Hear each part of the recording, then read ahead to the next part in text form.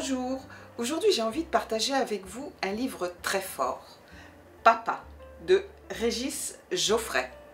Ce romancier multiprimé, notamment pour ses fameuses micro-fictions qui avaient l'art de raconter notre société contemporaine, l'absurde et la médiocrité de ceux qui la vivent. Et là, il nous surprend avec un récit autobiographique écrite à partir de la figure de son père. Alors, il faut savoir que son père, Alfred Geoffrey, était sourd. Il était aussi bipolaire. Il a passé sa vie sous médicaments. De ce fait, Régis Geoffrey a eu l'impression d'avoir un fantôme pour père, un être qui n'était pas tout à fait là, qui ne s'est pas intéressé à lui et qui ne lui a pas transmis grand-chose. En 1987, son père meurt. Voilà, la page est tournée pour Régis Geoffrey. Sauf que, 2018, septembre 2018, il est en train de regarder un documentaire, La police de Vichy. Et que ne voit-il pas à l'écran? Son père, devant l'immeuble familial à Marseille où Régis Geoffrey a grandi, qui est arrêté par la Gestapo. C'est un choc.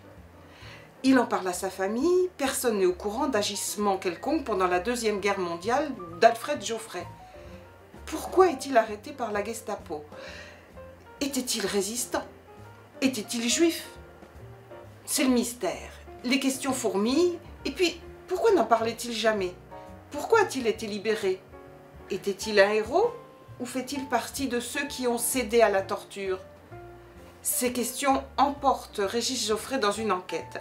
Cette enquête lui permet de revisiter son enfance, la figure de son père, mais aussi le Marseille des années 60, le Marseille pendant la Deuxième Guerre mondiale, un Marseille plutôt collabo en raison de la pègre qui évidemment a vendu l'âme qu'elle n'avait pas au diable.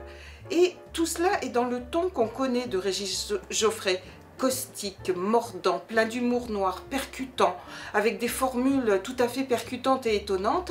Il nous brosse un tableau de sociologique, on va dire, et familial et intime, sous un jour peu habituel.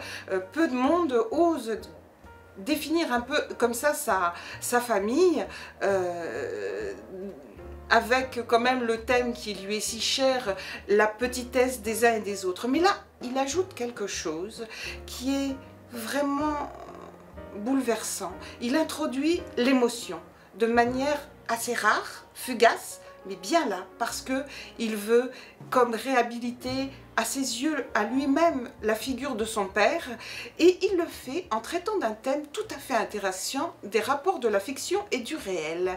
Et là, il a l'art de nous emberlificoter, et ça débouche sur une émotion forte.